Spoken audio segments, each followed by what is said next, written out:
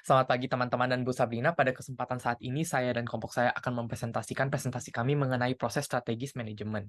Kelompok saya sendiri terdiri dari saya sendiri, Keizen, ada juga Jovan Andrew dan Brian Davin dari kelas F. Presentasi kami terdiri dari 5 bagian, yaitu adalah strategi manajemen, esensi analisis strategis, dan juga strategi tingkat perusahaan, ada juga strategi tingkat bisnis, dan juga implementasi strategis. Bagian pertama adalah strategi manajemen. Strategi manajemen merupakan aspek penting dari perencanaan organisasi yang mengambil keputusan yang berupaya untuk meningkatkan keunggulan kompetitif dan kesuksesan jangka panjang. Hal ini terdiri dari beberapa komponen utama, yaitu adalah keunggulan kompetitif, strategi intent, tingkatan strategi, dan juga proses manajemen strategis. Bagian pertama adalah keunggulan kompetitif. Keunggulan kompetitif adalah kekuatan dan kemampuan unik yang dimiliki suatu perusahaan yang memungkinkan untuk mengungguli pesaing di industrinya. Keunggulan kompetitif dapat mengambil berbagai bentuk seperti keunggulan biaya, diferensiasi produk, dan lain-lain yang dapat membentuk keunggulan kompetitif yang mendasar bagi kesuksesan jangka panjang. Bagian kedua adalah strategi intent. Strategi intent adalah keseluruhan rencana yang diterapkan organisasi untuk mencapai tujuan dan sasarannya. Hal ini melibatkan pengambilan pilihan tentang tempat bersaing dan cara menang, dan berkomitmen kuat untuk mencapai tujuan ini dan melibatkan tujuan jangka panjang yang memandu tindakan organisasi. Karena strategi yang efektif memberikan arah yang jelas dan dalam mengambil keputusan. Bagian ketiga adalah tingkatan strategi. Tingkatan strategi beroperasi dalam suatu organisasi, yaitu adalah strategi perusahaan. Tingkat ini melibatkan keputusan tentang arah organisasi, dan selain itu ada juga strategi tingkat bisnis yang membuat pilihan tentang cara bersaing di pasar atau industri tertentu, dan yang bagian terakhir adalah strategi tingkat fungsional yang berfokus pada fungsi atau departemen tertentu dalam organisasi. Dan yang bagian terakhir adalah proses strategis manajemen, yang terdiri dari 3 fase, yaitu analisis strategi, rumusan strategi, dan implementasi strategi. Analisis strategi adalah dasar dari proses manajemen strategis yang melibatkan evaluasi faktor internal, eksternal, dan mempengaruhi kinerja organisasi, termasuk menilai kekuatan, kelemahan, peluang, dan ancaman organisasi serta menganalisis tren industri, kondisi pasar, lanskap persaingan, dan lain-lain. Bagian kedua adalah rumusan strategi. Rumusan strategi melibatkan pengembangan strategi yang selaras dengan tujuan organisasi. Fase ini mencakup pemilihan tindakan yang tepat dengan mempertimbangkan beberapa faktor seperti posisi pasar, alokasi sumber daya, dan manajemen risiko. Dan yang bagian terakhir adalah implementasi strategi. Implementasi strategi adalah proses mengeksekusi strategi yang dipilih untuk melibatkan penerjemahan strategis ke dalam tindakan dan memastikan bahwa sumber daya organisasi dimobilisasikan secara efektif. Implementasi butuh kepemimpinan efektif, komunikasi, dan juga keselarasan. Selanjutnya kita akan membahas tentang esensi-esensi analisis strategis. Analisis yang pertama adalah analisis analisis misi, nilai, dan tujuan. Kita harus memahami misi dan tujuan organisasi karena itu adalah dasar analisis sebuah strategi. Pernyataan misi mengartikulasikan tujuan dan nilai-nilai inti organisasi. Hal ini berfungsi sebagai kompas dalam pengambilan keputusan. Sebaliknya, tujuan menggambarkan tujuan yang spesifik dan terukur yang terlaras dengan misi. Menganalisis elemen-elemen ini memungkinkan para pemimpin untuk memastikan bahwa arah strategis organisasi tetap konsisten dengan prinsip-prinsip fundamentalnya. Yang kedua adalah analisis SWOT atau Strength, Weakness, Opportunity, Threat dalam sebuah organisasi dan lingkungan.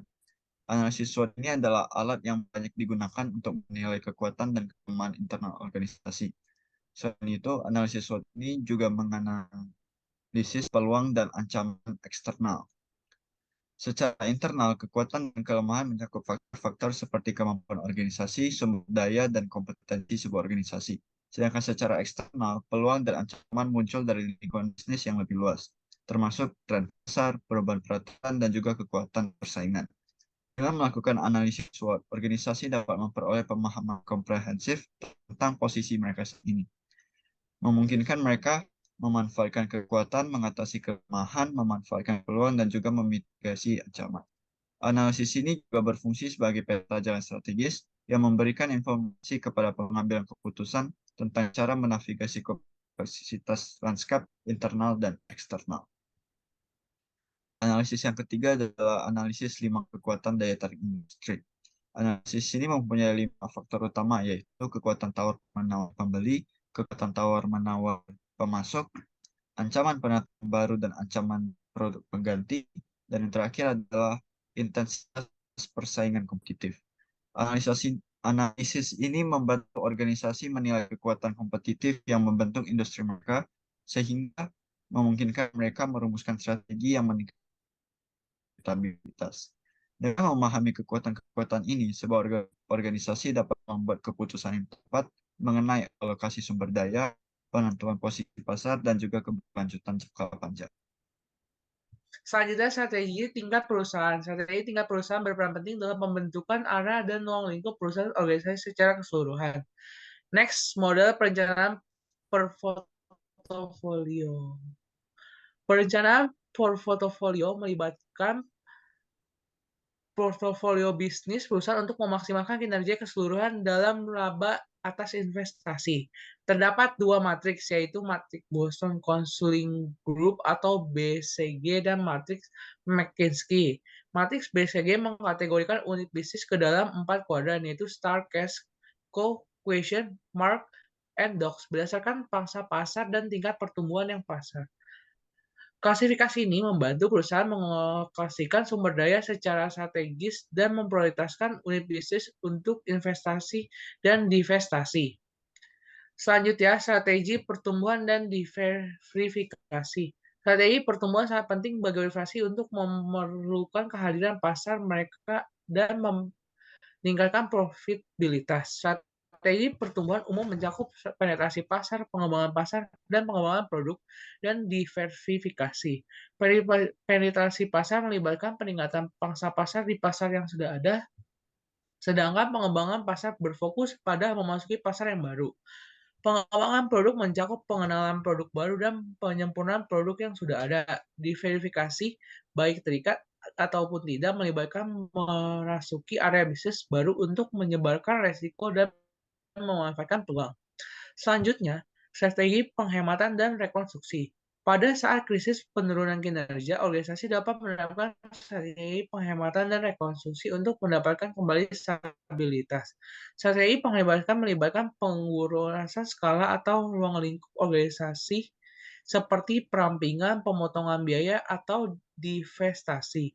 Strategi rekonstruksi melibatkan reorganisasi struktur, proses, atau operasi perusahaan untuk meningkatkan efisiensi. Selanjutnya, strategi global. Globalisasi menjadikan strategi global bagian dari integral dan perumusan sebagai strategi tingkat perusahaan. Organisasi dapat mengejar ekspansi internasional melalui berbagai strategi, termasuk standarisasi global, lokalisasi, integrasi transnasional, dan analisis internasional. Standarisasi global melibatkan penawaran produk dan layanan terintegrasi di seluruh dunia dengan memanfaatkan skala ekonomi. Lokalisasi mengadaptasi produk dan layanan untuk memenuhi kebutuhan spesifik. Integrasi transnasional menggabungkan skala global dengan skala lokal, menciptakan keseimbangan antara efisiensi dan daya tangkap. Selanjutnya, strategi kooperasi. Strategi kooperatif melibatkan kolaborasi antar organisasi untuk mencapai keuntungan bersama. Ini termasuk analisis strategi, usaha patungan, dan kemitraan. Analisis strategis memungkinkan perusahaan untuk menggabungkan sumber daya dan kemampuan untuk mencapai tujuan bersama tanpa struktur pemilikan formal. Usaha patungan melibatkan pembentukan badan hukum terpisah yang dimiliki oleh dua atau lebih kemitraan yang dapat meningkatkan inovasi, keberlanjutan, jangkauan pasar, dan mitigasi resiko. Selanjutnya, strategi kompetitif atau termasuk juga dalam strategi tingkat bisnis.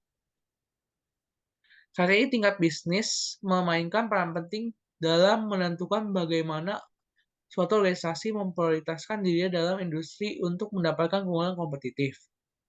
Model strategi kompetitif. Inti dari tingkat bisnis adalah model strategi kompetitif. Sebuah kerangka kerja yang dikembangkan oleh Michael Porter. Model ini menguraikan 3 strategi umum yang dapat diterapkan bisnis untuk mendapatkan keunggulan kompetitif di pasar masing-masing. Strategi tersebut adalah kepemimpinan biaya, diferensiasi, dan fokus. Dengan memiliki salah satu strategi ini, organisasi bertujuan untuk memosisikan diri mereka secara unik di pasar dan menciptakan keunggulan kompetitif yang berkelanjutan. Selanjutnya, strategi diferensiasi. Strategi diferensiasi berkisar pada penawaran produk atau layanan yang unik, khas, yang menonjol dari suatu pasar. Organisasi mengajar diferensiasi berupaya menciptakan persepsi nilai atau eksklusivitas di kalangan konsumen. Hal ini melibatkan fitur produk dan inovasi yang lebih unggul serta kepuasan pelanggan. Dengan adanya hal ini membangun loyalitas pelanggan dan menambah harga jual dari suatu produk. Hal ini memerlukan komitmen yang berkelanjutan terhadap inovasi dan pemahaman mendalam tentang preferensi pelanggan. Selanjutnya, strategi kepemimpinan biaya. Kepemimpinan biaya berpusat pada menjadi produsen biaya yang ada rendah dalam suatu industri. Strategi ini memerlukan upaya tak henti untuk meminimalkan biaya produksi, sambil mempertahankan kualitas produk atau layanan bagi konsumen. Bisnis yang menekankan kepemimpinan biaya ini mencapai keunggulan kompetitif dengan menawarkan harga yang lebih murah dibandingkan para pesaing, menarik pelanggan yang sensitif terhadap biaya, dan berpotensi meraih pangsa pasar yang lebih besar. Kepemimpinan biaya ini sukses menjadi efisiensi operasional dan skala ekonomi dan mekanisme pengendalian biaya yang ketat. Selanjutnya, strategi fokus. Strategi fokus melibatkan pemusatan upaya untuk melayani segmen pasar tertentu. Organisasi mengadopsi strategi fokus dengan menargetkan kelompok pelanggan wilayah geografis ceruk produk tertentu. Strategi ini memungkinkan perusahaan untuk menyesuaikan produk atau layanan untuk memenuhi kebutuhan unik segmen yang dipilihnya, sehingga menumbuhkan loyalitas dan kepuasan pelanggan. Meskipun strategi fokus dapat menghasilkan pemahaman yang mendalam mengenai target pasar, strategi ini juga membawa resiko karena bergantung pada keberlanjutan dan pertumbuhan pasar yang dipilih. Next. Selanjutnya pembahasan kita yang terakhir adalah implementasi strategis. Dalam bidang manajemen strategis, penerapan strategis adalah kunci utama untuk mewujudkan sebuah rencana menjadi tindakan nyata yang mendorong keberhasilan organisasi. Implementasi yang pertama adalah next. Praktik dan sistem manajemen. Inti dari implementasi strategis terletak pada praktik dan sistem manajemen yang memfasilitasi pelaksanaan rencana strategis. Mengapa ini menjadi inti dari implementasi strategi? Karena praktik dan sistem manajemen ini melibatkan penyelarasan struktur, proses, dan sumber daya organisasi dengan tujuan strategisnya. Praktik manajemen yang efektif adalah praktik yang mencakup pengaturan tugas, alokasi sumber daya, dan juga pengembangan budaya berbasis kinerja. Sedangkan implementasi dalam sistem manajemen adalah sistem manajemen yang dirancang dengan baik, yang dapat memastikan bahwa inisiatif strategis tidak hanya dijalankan, tetapi juga dipantau dan disesuaikan sebagai respon terhadap perubahan keadaan. Implementasi yang kedua adalah pengendalian strategis dan tata kelola perusahaan. Hal ini melibatkan pemantauan dan evaluasi kegiatan secara terus-menerus untuk memastikan kegiatan tersebut sejalan dengan rencana strategis. Sebuah tata kelola perusahaan yang dipadukan dengan pengendalian strategis dapat memastikan bahwa proses pengembalian keputusan itu bersifat transparan, etis, dan demi kepentingan terbaik para pemangku kepentingan. Dan implementasi yang terakhir adalah kepemimpinan strategis. Kepemimpinan strategis ini berperan penting dalam pelaksanaannya strategis organisasi yang efektif. Karena seorang pemimpin yang strategis ini tidak hanya memahami visi, namun juga menginspirasi dan membimbing timnya dalam mewujudkan visi perusahaan tersebut. Hal ini tidak hanya mencakup penetapan arah strategis, tetapi juga menemukan budaya untuk beradaptasi, berinovasi, dan juga berkolaborasi. Sekian presentasi dari kami ucapkan terima kasih. Oke, nanti yang aku diem aja itu kamu cut ya. Soalnya itu pasti mau banyak waktu. Jangan dulu tidur ya guys. Jangan dulu Harusnya tidur. sih di sini 16 menit sih. Oke. Nanti gue cek. Jangan dulu tidur. Iya, nanti cut ya. Oke. Bye-bye. Thank you guys. Bye.